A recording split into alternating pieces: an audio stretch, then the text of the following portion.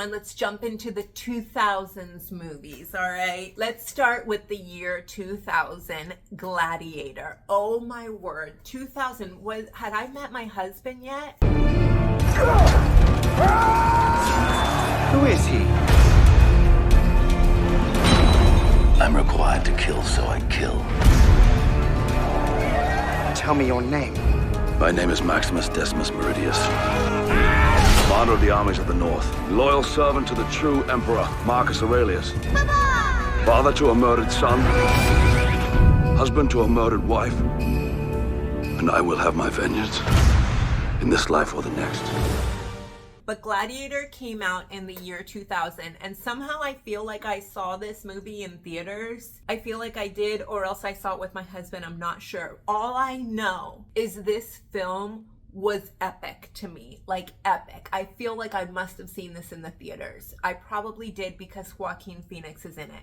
Joaquin Phoenix, why is he relevant? Because his brother, River Phoenix. Like, if he would have been alive, I think I would have cast Leonardo DiCaprio aside as my high school boyfriend crush in favor of River Phoenix. I loved River Phoenix. He was a good actor. He was in the Steven Spielberg movie, Indiana Jones. Do you guys remember River Phoenix in that? He had a super tragic story.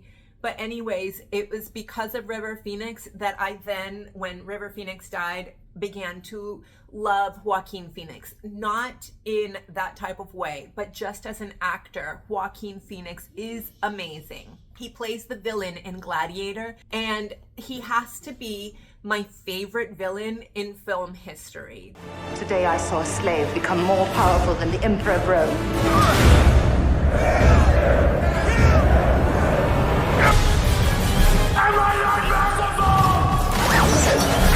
The villain in Gladiator. Oh my word, he played that with perfection. He is the guy who you love to hate. He is so vile and disgusting, but at the same time, if it wasn't for him, we wouldn't have the story that is Gladiator. He really stole the show for me, but Russell Crowe was the hero, and he was epic, amazing. You know what role I would have loved to have had is the sister of the villain, Joaquin Phoenix's sister in that movie. You want to talk about my dreams? God, from my mouth to your ears, Lord, I want a role like that. Give me a role like that chick in Gladiator, because I don't know, I just loved her outfits. She was a queen. It's like in that Princess Jasmine vein, you know? Like, that's what I want. But dude, the story, I mean, he was such a man of integrity and nobility. His character, Russell Crowe's that is, was so noble, so heroic, so smart, so awesome. What we do in life echoes in eternity. It's like, how do you not love that character? How do you not love the epic proportions of that film? It is Roman history. Dude, the Romans. Can we talk about the Romans? I mean, Roman history is so impactful. It made it into the Bible, for crying out loud. Because we don't often talk about Chinese history or African history in the Bible. Actually, we do with Egypt and stuff in Ethiopia. But anyways, the point is, Roman history made it in there, dude. You got the Caesars, Caesar Augustus, you got, you know, Pontius Pilate and all that junk. So I'm just saying, Gladiator, epic, love it. I want to do movies like that. If you have not seen Gladiator, please go see that movie. Do yourself a favor, pop some popcorn, go watch that movie. Moving on. 2001 rolls around, Fellowship of the Ring, the first of the Lord of the Rings films. I have still not finished the Lord of the Rings book. I am stuck in Two Towers. I have a friend whose son is like in 8th grade, and he's read all Lord of the Rings, like books 1, 2, and 3, like 2 times over, and I'm still stuck on Two Towers. So I'm like, what's wrong with me? But Lord of the Rings, Fellowship of the Ring, I took my mom to the movie theater with me to go see that in 2001. She fell asleep. She didn't even like it. But look, I was hooked from the very beginning. The story of the ring. I mean, Arwen, let me just start crying right now. Arwen, I wanted to be you, Arwen. Let me be an elf.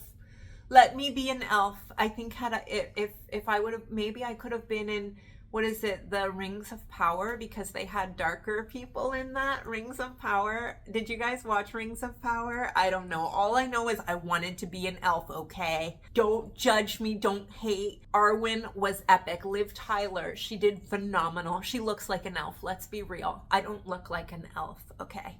I'm depressed about it too, okay, but we're gonna make it through. We're gonna make it through. There's still Rings of Power. I still gotta watch that, but I told myself I gotta finish reading Lord of the Rings before I will allow myself to watch Rings of Power. I was obsessed with the love story in Lord of the Rings. My husband thinks that's why I'm having trouble finishing the books of Lord of the Rings, because he's like, in the books of Lord of the Rings, that whole little romance that you fell in love with Aragorn and Arwen, it's not even in the books hardly at all. And he's right. I hate it that he's right, because that's really all I cared about was the love story.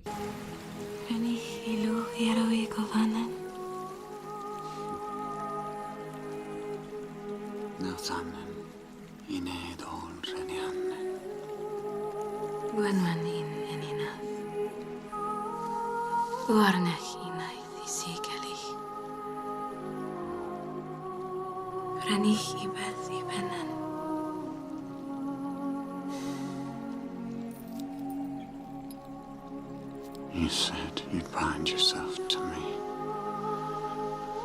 forsaking the immortal life of your people. And to that I hold. I would rather share one lifetime with you than face all the ages of this world alone.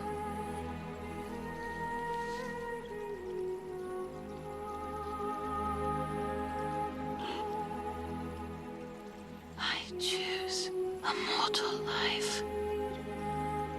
You cannot give me this. It is mine to give to whom I will. Like my heart.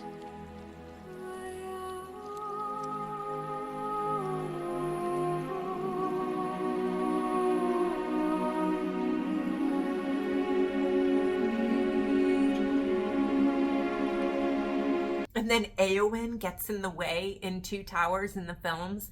I was so upset at her. I was like, don't you dare try to tear apart Aragorn and Arwen. They need to be together forever. And I don't know. Comment below if you feel me on this. Are you as passionate about me? Are you more chill? Were you more into the other characters? Because I was not a fan of like those little not elves, the hobbits. Only Elijah Wood's Hobbit character and his best friend, whose name escapes me. Oh my word. How can I call myself a Lord of the Rings fan if I don't remember their names? I gotta work on that, dude. The world is changed, and some things that should not have been forgotten were lost. But the Ring of Power has a will of its own. Evil is stirring in Mordor. The ring has awoken. Sauron needs only this ring to cover all the lands of darkness. What must I do? The ring must be destroyed. Cast back into the fires of Mount Doom. I know what hunts you. They're coming. They will find the ring. I'm just saying, it's all the wizards, it's all the suspense, it's all the crazy. I love it. The filmmaker did phenomenal. He made those books entertaining for me. And I actually think the film is better than the books this time. And some of you guys are going to argue and be like, no, don't even go there. But you know what? Why else can I not get through these books? It's because that filmmaker, he did a good job bringing that romance to life. He knew that there would be girls like me who would want that romance, and he was right. So, boom. The next big movie of the 2000s for me was The Wedding Planner, which came out in 2001 with Jennifer Lopez and Matthew McConaughey. Now, Jennifer Lopez at the time was super popular. This was the rise of the Latina actresses and all that stuff. Like Shakira was coming out, Salma Hayek was big. I think Penelope Cruz was about to hit the scene if she hadn't already. Like, we had never seen so many Latina actresses, like big ones, in the history of America, to my knowledge, as a Colombian immigrant, I was the child of Colombian immigrants. I had never seen so much representation in film history to that point. Because before that, it was like Pamela Anderson and Jodie Sweetin. Those were the big people. And I don't know, I didn't watch the Jeffersons in the 70s. I mean, we had Fresh Prince of Bel-Air, but you know, like mixed couple dating, it was still kind of new to films. Like, it still definitely wasn't in commercials until 2011 when Cheerios put a mixed couple on TV. This commercial with a white mom, biracial child, and an African-American dad produced so many racist remarks last week. The online bigotry offended many Americans. Gross, outrageous stuff, and the kind of stuff that's really rooted in unfair stereotypes of black people, really. The maker of Cheerios, General Mills, found some of the reactions so offensive And the internet blew up when Cheerios did that. That was 2011 with a mixed race couple.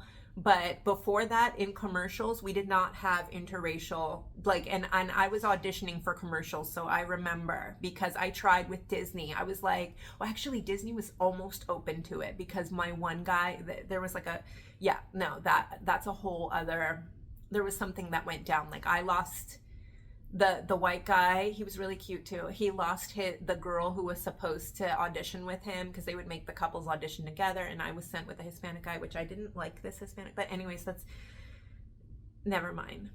I think I'm getting off topic here. Let me focus. But even J-Lo's character, she wasn't even Puerto Rican. She played an Italian girl, and my brother-in-law was actually he was the child of an Italian immigrant, and he was like, J-Lo is a terrible Italian immigrant. Like, she doesn't even look or sound Italian. He was very upset about it.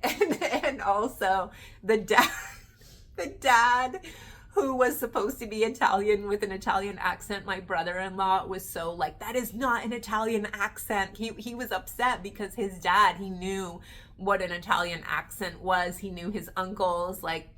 So anyways, that was like a seeing a Hispanic with a white guy. It was like, for me, it was a big deal again, because if you knew about my high school experience, that the white guys didn't mess with anybody but white girls. There was one kid that was brave enough to get with a mixed half white, half black girl, and that was like a big thing. Everyone in school was like, you know, that was because otherwise there was no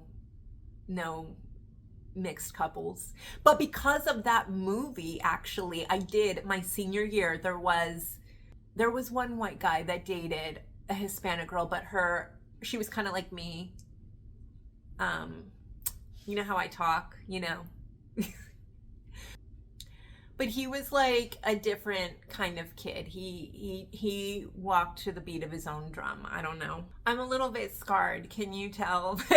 But I mean, The Wedding Planner. If you loved Father of the Bride from the early 90s, then you loved Wedding Planner, because it was all about marriage and weddings and finding the one, and, you know, beautiful weddings. Yeah, it was such a cute love story. It was filled with funny humor, all of that good stuff. Highly recommend The Wedding Planner. If you have not seen it and you're a huge romance fan, definitely go check that out.